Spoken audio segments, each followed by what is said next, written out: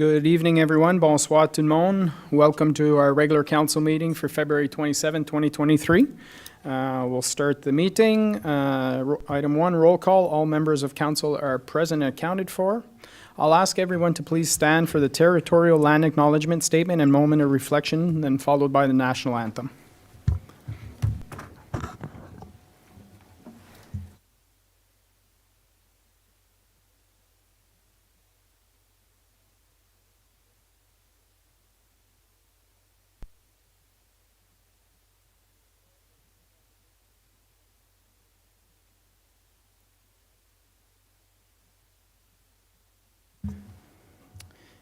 Whereas Canada is founded upon principles that recognize the supremacy of God and the rule of law, let us take a moment of personal reflection.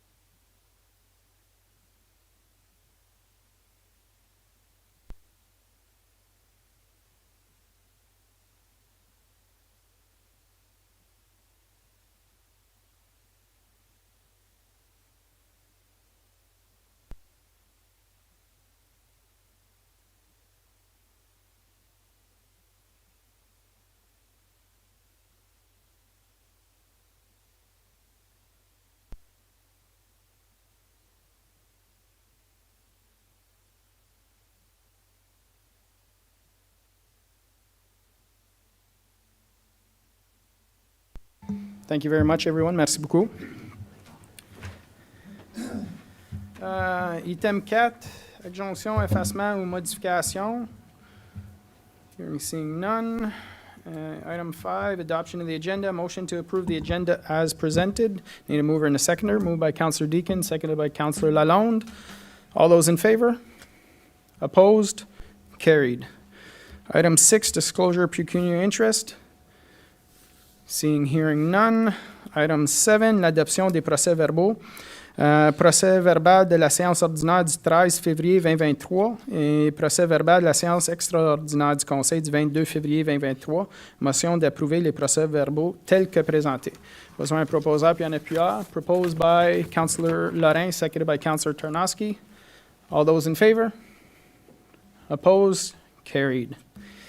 Item 8, presentations. A presentation by WDMH Foundation for the Dundas Manor. I'll ask Mr. Smurl and Madame Castleman to please come up to the lectern.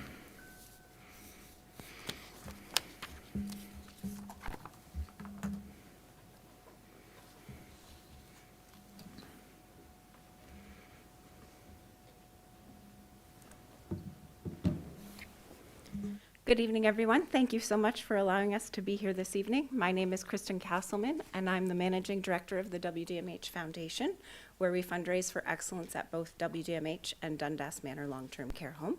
Presenting with me this evening is Bill Smurl. Bill is a volunteer in many capacities with the campaign. He is the past chair of the Dundas Manor Board of Directors, and he's also helping us with our fundraising cabinet. Also joining us is Gerald Buman, who is also a Dundas Manor board member this evening. So Russell Township, let's build the new Dundas Manor. So why care about the new Dundas Manor? Well, 5% of Dundas Manor residents are from Russell Township, which is approximately 40 residents over the past 5 years. And also those families would also be directed by that as well, who we assume would probably live in close proximity to your township. Dundas Manor is an essential part of your local healthcare system. It helps keeps families together even though they are living apart due to health concerns. It is a nonprofit home that boosts our local economy. It is accredited with exemplary standing in 2013 and in 2018, and it has an average annual resident and family satisfaction rate of 97%. It's the amazing staff that really make Dundas Manor an exceptional long-term care home. This is a special wish from a gentleman resident named Wilf. Wilf had spent his whole life outside. He loved the outdoors, gardening, the grass, insects, butterflies, and one day he happened to say, I just wish I could go outside and lay down on the grass. So a couple weeks later, the staff did so. They gently lifted him down onto the grass at the home, and thank you. And he spent about 30 minutes outside just enjoying nature. You can see the happiness and the calmness there. He really enjoyed himself. There's 2 staff members there with him. And it was a very special day for him. And about a few weeks later, Wilf closed his eyes for the last time. Wilf's story is one of the many examples of the activities there at the Dundas Manor. Once a year, staff ask residents what's important to them. What would you like to do over the next year? Do you have any dreams? And the staff go about making sure that they try to carry those out for them and have a plan. One resident wanted to see his farm one last time, so they went and did that. Another resident just wanted to go sit on their deck and look at their house one more time. Residents are as busy as they want to be or as not busy as they want to be. It's all about treating people as individuals and doing what's important to them. The activities calendar every month is so full. They have more of a social life at Dundas Manor than I do. It's exceptional. And I strongly encourage you to follow the Facebook page, and you can see all those wonderful stories. So Dundas Manor yesterday. So it was built in 1978 for 60 residents. 38 additional beds were added over the years, but for some reason, no common spaces were included in the plans, such as dining rooms, more kitchen space, or more common areas. Back then, residents had a lot less care equipment, such as walkers and wheelchairs, as we're entering long-term care much later in life now. And in the 70s, so much so that some residents had cars and came and went as they pleased. So things have changed a lot in the last 45 years. Dundas Manor today, so it's an essential part of our local healthcare system for over 45 years. The current home is really much too small and no longer meets the needs of our residents or the staff. The building itself is deteriorating, and further renovations are not practical or cost-effective at this point. There is so little dining space for the 98 people who live there that some residents literally eat their meals in the hallways. There are several 4-ward rooms, which offer no privacy to the residents sharing the rooms, and they also share 1 bathroom. So if you could imagine leaving your home, coming into a room with 4 other strangers, there's just no privacy. And for some people, I think that would cause a lot of anxiety of coming from home into long-term care and then sharing your room with 3 strangers. So there's no space. If you look at the photo in the top right, I believe that's a converted broom closet that she's working out of, and there's also another staff member working out of a converted shower. You don't get anywhere in a hurry in Dundas Manor. It's just very close quarters. So Dundas Manor during the pandemic, team there was very innovative and put in their own practices ahead of what the ministry had mandated. They hired more staff to clean out high-touch surfaces such as computer screens, phones, door handles, wheelchairs, things like that. And they asked that their staff no longer work at 2 long-term care homes trying to stop the transmission of the virus. The team also purchased a small chip hut style looking building to test everyone before they came in the home. So it was a rapid test, took about 15 minutes, but they were one of the first homes in the province to do that. And the wonderful result is they kept COVID-19 out of the home for almost 2 years, which was not the norm in long-term care, if you remember back. So, because of our donors, this is the Dundas Manor of the future. This is a rendering of what the new home will look like from the front entrance. On the next slide, This is a private suite. This is actually taken from another home that will look very similar to Dundas Manor. And you can see it's decorated with the residents' personal belongings. And then the next slide is just a different view of the same room. So very cozy looking. This is a photo of one of the harvest kitchens. So within the new home, there'll be a main kitchen where all the central food preparation will take place. The food will be partially prepared and then go to one of these 4 kitchens so that residents can actually smell the food. They can see parts of it being prepared, which everyone loves mealtime, I think. So just to smell the food would make a big difference, and a lot more space in this kitchen. So new Dundas Manor upgrades, there are several, and we're so happy. So the new home's gonna be twice the size of the current home. So a lot more space per resident, space per staff. A lot more bathroom space with more privacy. Infection control was at the forefront of the home's design. They had the opportunity to go back to the drawing board during that pandemic, and really improve a lot of things from what they learned through going through COVID-19 in the long-term care home. Believe it or not, not every resident right now has access to a window view in the current home, so every resident will now have their own window. There will be much wider hallways to allow for the larger wheelchairs that are in the home. We're getting 30 additional beds, which is wonderful to help combat the long-term care shortage of beds in our area.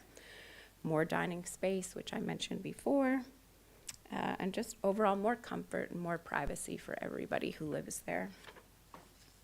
What will not change in the new home is the exceptional 24/7 care that is provided by the team, the strong dedication of the staff, days filled with love and adventure, fun and creative events hosted by the Manor's Exceptional Activities Department. I cannot say enough about that team. And the feeling of extreme gratitude of families knowing that their loved ones are well cared for in the new home. So at this time, I would like to pass things over to Bill. Thank you very much, Kristen, and Mr. Mayor and councillors, staff and guests. I'm going to, in the next 3 or 4 minutes, try to summarize, jump ahead, and give you a lot of information that some of you have already seen on the information we sent to you. Kristen already mentioned that about 60% of the beds in the new home will be single rooms.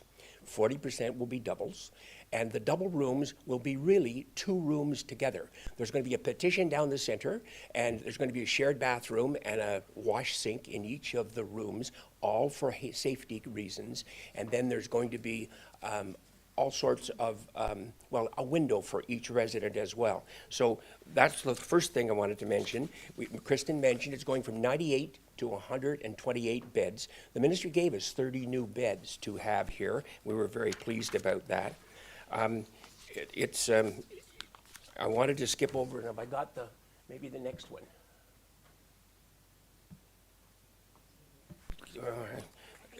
Who else cares about the Dundas Manor, if you find that one? That's it. Thank you. The Dundas Manor has a fair number of supporters, and I should say that you know that it's in North and South Dundas, and 80% of the residents in North and South Dundas are residents from North and South Dundas. But the other 20% of the residents come 3 to 5% from each of the surrounding municipalities, and North Grenville, North Stormont, Russell, and City of Ottawa.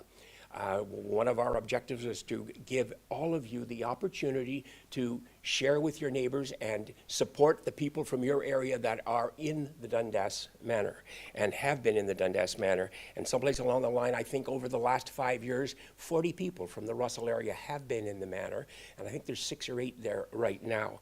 We went and asked different areas, and the United Counties of Dundas, Stormont, and Glengarry, Stormont, Dundas, and Glengarry gave us $4 million. Asked for $3 million, and I wanted $300,000 a year for the next 30 years. They said, no, we'll give you an extra $1 million.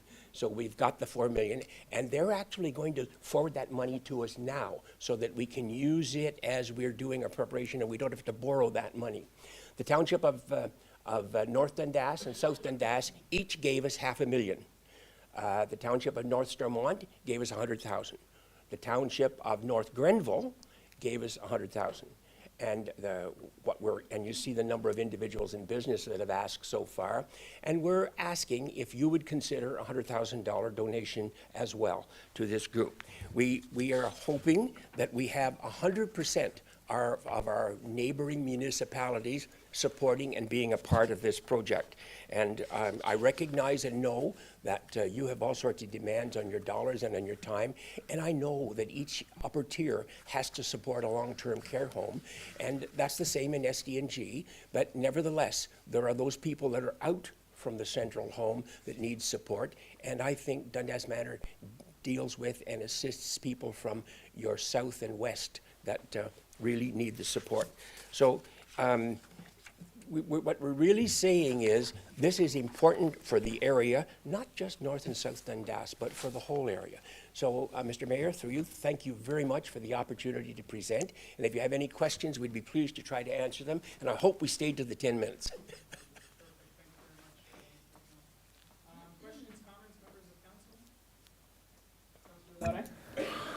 Thank you for the presentation. So over how many years maximum would you be looking at for funding partnerships? Well, what has happened so far is different municipalities have chosen different ways of doing.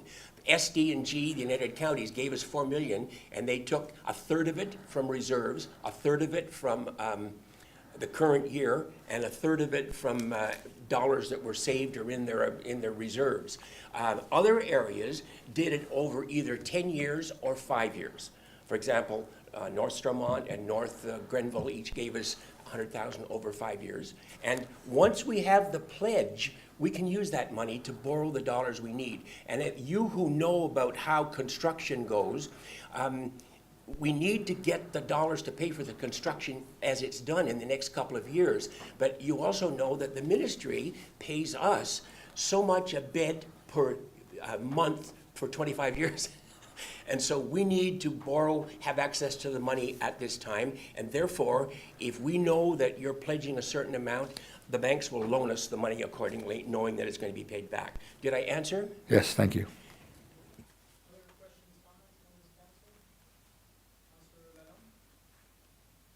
Thanks very much for the presentation.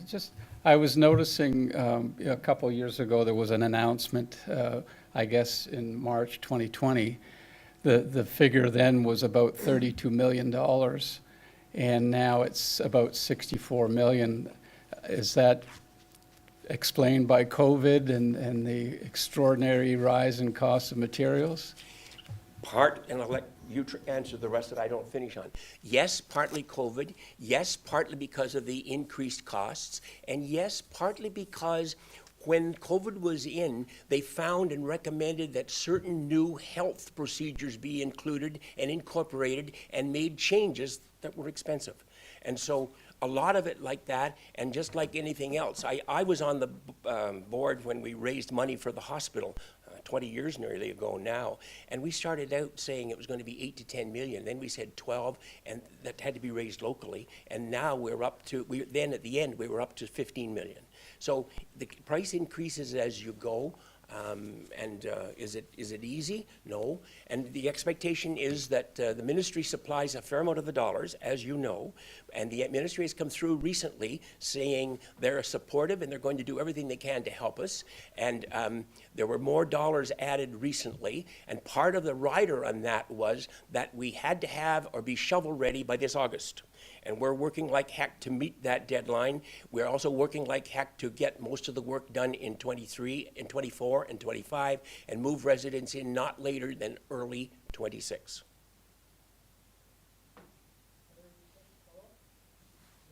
Follow. I was also noting, and it would be best that it come from you, whether that's an accurate number or not, but that there's currently something like 156 people on a waiting list for your facility, according to Ontario.ca. Yeah, from my understanding, that'd be pretty accurate, yes. And it's across the province the same. It's not just with us. And interesting you ask that, because a good friend of mine, her husband, is going downhill and has dementia, et cetera. And he had to go into a home temporarily. He's from Chesterville, and they're in Maxville. Like, you don't get to be close. You go where there are openings, unfortunately, waiting on your list. Other questions or comments? First off, congratulations during the pandemic of being able to keep up the level that you did.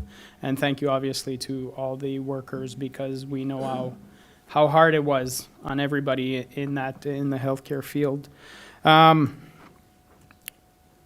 As our procedural bylaw, we can't give you a yes answer this evening or a no answer. What we can do is to ask staff to bring back a report to say, if council wanted to entertain this, what's our options? I fully understand the cost associated with building. I mean, Prescott Russell Residence is being built right now, and, you know, Russell Township share will be approximately 15 million of that $70 million project, right? So I am happy to see that the Kin Club of Russell, with their Catch the Ace, is helping the foundation. I think, you know, if everything goes well, you know, we must be close to $500,000 from this community in the last few years. So that's nice to see the community stepping up and giving you guys a hand. But yeah, at this point in time, council will give direction to the administration to look at it and look at the finance aspect of it and come back to council for further discussion. Thank you for carefully considering it and giving us the opportunity to present. Thank you very much. Thank you. Good luck with your deliberations. Thank you very much. Thank you so much. Have a great evening. With that, we'll go up to the next item, délégation numéro 9, il n'y en a pas. Item 10, consent items. All items listed under consent items will be enacted by one motion. Motion that all items listed under council be received as presented. A, Paylist for January 2023. Need a mover and a seconder, please. Moved by Councillor Tarnowski, second by Councillor Deakin. All those in favor? Opposed? Carried. Item 11A, demande de retrait de l'application du contrôle des parties des lots de l'eau PD 2023, voire numéro 16, c'est règlement 929-9231 Chambly Crescent à Russell. Questions, commentaires, membres du conseil? Quelque chose à ajouter de l'administration? Non, merci. Item B, Zoning Bylaw Amendment Report PD 13-2023, removal of holding symbol for 107 Forest Road, previously 106 Craig Street in Russell. The council received report PD 13-2023, dated February 27, 2023, and approved the zoning bylaw amendment application submitted by Melanie Construction, Inc., care of an Pat Node, to remove the holding symbol H from residential zone with holding R3H to residential zone R3. Questions, comments, members of council? Hearing, seeing none. Anything to add from the administration? No? Parfait. Item C, entente de franchise avec Enbridge, rapport ISPW 05-2023. Que le Conseil reçoive le rapport ISPW 05-2023 daté du 27 février 2023 et approuve 1. La proposition de résolution envoyée à Enbridge et 2. Le règlement proposé afin d'autoriser une entente de franchise entre la Corporation de la municipalité de Russell et Enbridge Gas, Inc. en première et deuxième lecture. Questions, comments? Councillor Tarnowski? In the report, it speaks to administration inquiring about making some changes to the proposed agreement, but the agreement was approved by Ontario Energy Board and can't be modified. Could I just request some information about the changes we were looking for?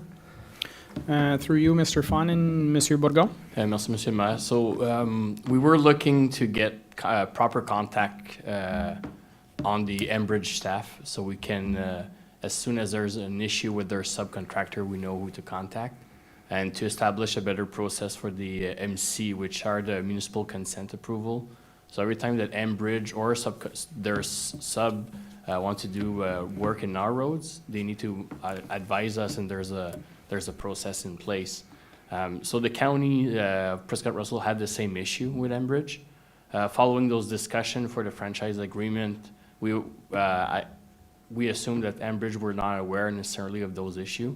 So now we have a meeting planned out and to establish yearly to have the proper contacts of regional manager and the proper staff for reinstatement as an example. Let's say Enbridge, you work in front of your property, it's not reinstated properly, so we know directly who to contact. So those, and we can also inform Enbridge of all of our incoming capital projects. That way they know what's coming down in terms of timelines of type of construction, so they can try to line up with our schedule as well. Parfait, merci. Follow-up, Councillor Tarnowski? So if I understand correctly, we're still able to resolve the issue, but it's not in the agreement per se. It's more like informally. Monsieur Bourgon? So it's going to be more in between the two administration, because the agreement itself speaks of those things that Enbridge need to do that for the municipalities. Same to provide us for as-built drawings when the work is completed. So with establishing those line of communication between the two administration should resolve the issue that we have on our side. Parfait. Thank you very much, Monsieur Bourgon. Other questions, comments, members of council? Quelque chose d'autre à ajouter, Monsieur Bourgon? Membres du conseil, vous allez voir, si approuvé ce soir, vous allez voir cet item revenir plus tard cette année pour la troisième lecture là, du règlement. OK. Parfait. Next item, item D, Blue Box Program Report ISPW 06-2023. The council received report ISPW 06-2023 dated February 27, 2023, and give direction to the administration to assist businesses in establishing a collection contract and transition of Blue Box Program. Questions, comments, members of council? Conseiller Lalonde? Just, a question on the expected amount of savings, which is about 578,306. Do I understand correctly that it's automatically being used in another, for another purpose in the compost? Yes, this was, Monsieur Bourgon, correct me if I'm wrong, but the plan was to use these funds to start establishing the organics program? Merci, Monsieur Maire. So, yeah, exactly. Last year, Council gave the administration the direction to start relooking again on the organic program, so to take advantage of the transition of the Blue Box program. So exactly to be able to transfer the funds or the user fee being collected from one program to another to minimize the impact. It's still not sure yet if there will be an impact, but anyway, to minimize the implementation of the organic program. Okay. Other questions, comments? Councillor Tarnowski? I, for one, am very excited to see this moving forward so we can get to that organic collection. Thank you. Thank you. D'autres questions, commentaires? If not, quelque chose d'autre à ajouter, Monsieur Bourgon? In the upcoming months, as we're coming closer to our transition date, we will get more information. So as soon as we have some updates, I'll be able to transmit that to council as soon as we do get updates from the producers. Perfect. Thank you very much. Councillor Lalonde? Oui, je m'excuse, juste un point de clarification. I see down in the report, there's the reference to approximately 80 ineligible sources of recycling, and then it goes on to mention that it's businesses in particular that are affected. My understanding was that what it was yesterday, it will be tomorrow, and that those businesses, there's not any real negative impact per se. Can you just clarify that for me, please? Yeah, Monsieur Bourgon? Donc, présentement, environ ces 80 locations-là on n'a pas le remboursement fait par les producteurs. Donc, une fois que la transition va être effective à 100%, ils considèrent une source non éligible, donc ils sont pas éligibles pour être dans le programme puisque c'est axé sur le résidentiel.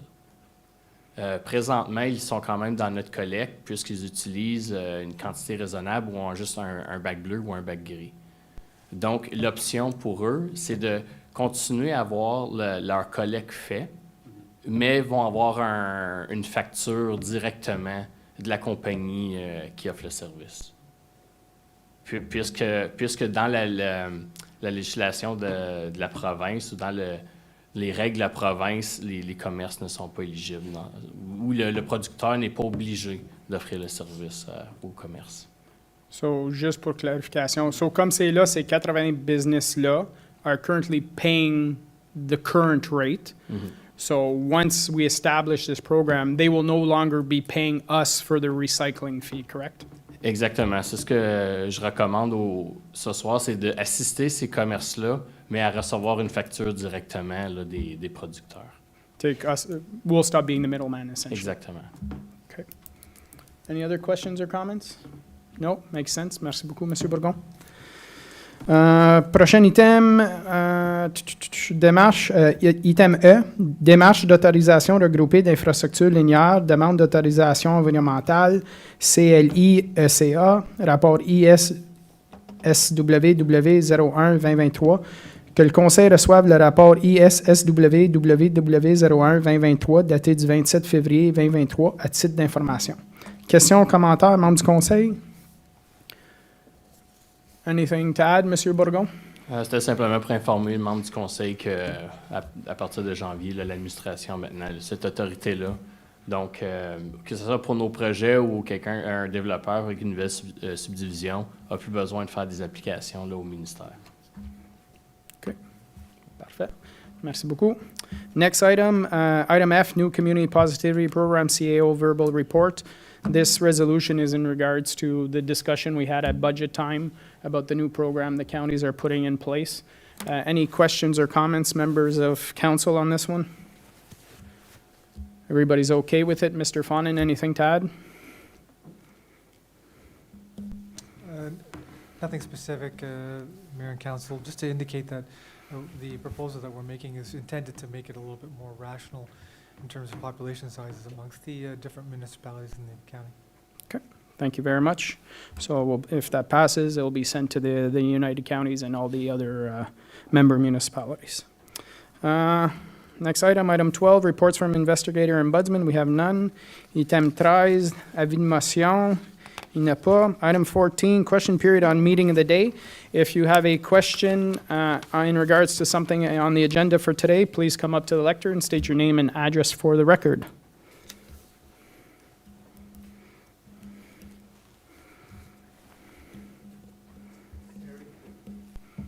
Harry Baker, 2 Wait Forest Road.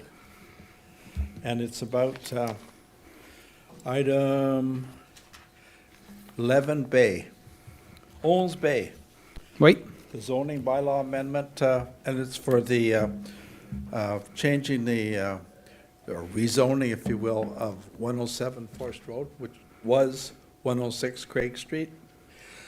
Do the neighbors have to be informed? Do the immediate neighbors have to be informed of this type of zoning change, or is it just a major zoning change? So correct me if I'm wrong, Madame Tremblay, this is not a zoning change. We're just removing the H symbol, the holding symbol. Through you, Mr. Mayor, so it's considered a zoning amendment, but it's not the same process, so you don't need to advise the residents the same way as you would do for a zoning amendment. Change, okay. Okay. So just because we're removing the H, there's no circulation, and there's no public meeting as well. And who verifies the change in address? Is that something the township does, or is that something that someone Madame, else does? Mr. Fawnin, Madame Tremblay? Yeah, so the planning department assigned the address. Okay, Perfect. okay. I guess a question on 11 Say, Owens Say? Yep. About the Enbridge, and I know that it was unfortunately all in French, but what I understood was a lot of it had to do with who's responsible for properly reinstating after the trench has been filled in, after the gas line has done their damage. And I'm just wondering, is the same thing going to be with Bell, or is that also already in place? Mr. Fawnin, Monsieur Bourgon, we have agreements with other utility companies as well, similar? This type of franchise agreement, not with all utilities. We are working with other utilities to establish something similar. But the MC process, or the municipal consent process, that it does apply to all utilities. If we're using Bell as an example, all work that they're doing in the municipality right now, they're going through that MC process. Okay. Because I think there's nothing that damages a road faster than having a poorly reinstated trench across it. And Forest Road was an example for many years. There was always one in front of actually the new 107 Forest Road, very bad situation there, and it was caused by a poor reinstatement. So I'm happy. I hope that it'll be more efficient in the future. Thank you very much. Any other questions or comments? questions, I should say. With that, we'll move on to the next item. Item 15, item 15, resolutions. Motion that council approve all recommendations listed on the agenda under item 11, reports and department and council committees. Need a mover and seconder to put on the table, please. Moved by Conseiller Lalonde, seconded by Councillor Ternosky. All those in favor? Opposed? Carried. Thank you very much. Item 16, bylaws. Motion that council approves bylaws 2023-022 to 2023-023 inclusively for first, second, and third reading as listed on the agenda. Need a mover and a seconder to put on the table. Moved by Councillor Lorrain, seconded by Councillor Deakin. All those in favor? Opposed? Carried. Item 16B, motion that council approves bylaw 2023-024 to 2023-025 inclusively for first, second, and third reading as listed on the agenda. Need a mover and a seconder. Moved by Councillor Ternosky, seconded by Conseiller Lalonde. All those in favor? Opposed? Carried. And item C, motion that council approve bylaw 2023-026 inclusively for first and second reading as listed on the agenda. And that's the bylaw for Enbridge Gas. I need a mover and a seconder, please. Moved by Conseiller Lorrain, seconded by Councillor Ternosky. All those in favor? All those opposed? Carried. Item 17, rapport d'affaires nouveau, il n'y en a pas.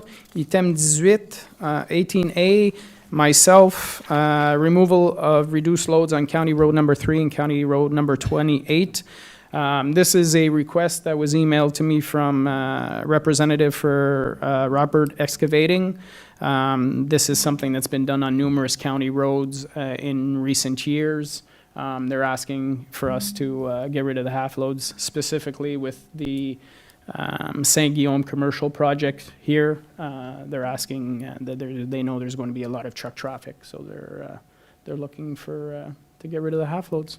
So, questions, comments, Monsieur Bourgon? I know from an engineering standpoint, this is something we never want to do, but it seems to be going in that direction over the last few years. Merci, Monsieur Mayor. So I'll say to council, same thing that I say to all the other requests. Administration would be against or advise council not to pass that resolution. But again, that's up to council and ultimately to county council.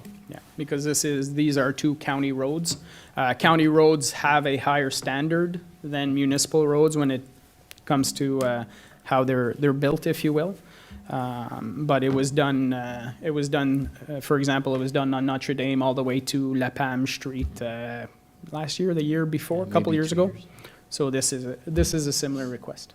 So, Councillor Ternosky? Could I just ask for clarification on normally what would be the timeline for the reduced load? Monsieur Bourgon, a little bit earlier this year. This year it will be on this Friday. But you look at SDNG, it's on since February 17. So it's tend to be a bit sooner now and will likely last till mid-May. So typically mid-March or mid-May, but we see a shift in the season lately. Yeah, so you're talking about 8 weeks, 10 weeks possibly. Councillor Ternosky? Just to follow up, au niveau d'accès au chantier pour les constructions, est-ce que ça a un impact ou ce qu'il n'y aurait pas accès ou ça serait juste un accès qui prendrait plus longtemps pour arriver? Monsieur Bourgon? Dans le cas de la demande puis du site, ils ont accès directement sur le chemin de comté. Donc, je pense que c'est surtout le fait qu'ils veulent avoir toute leur construction durant le temps du dégel. So if you had half loads, then if it takes 20 trucks, it would be 40 trucks as opposed to the 20. Yeah. Puis pour la dernière fois que j'ai eu un rapport similaire, une de nos arguments au conseil aussi, c'est que ça rapproche les gens à utiliser nos chemins municipaux qui sont en période de dégel. Donc, je vais prendre ce site-là. Ben, la 300 est maintenant plus accessible pour eux à utiliser. Donc, c'est des choses comme des choses à penser aussi qui font en sorte que l'administration ne recommande pas d'enlever la période de dégel. Yeah. And I have a question that I hear often from the political realm is, show me the report that says half loads actually have an impact on the roads. And there is never a report that comes forward. Right?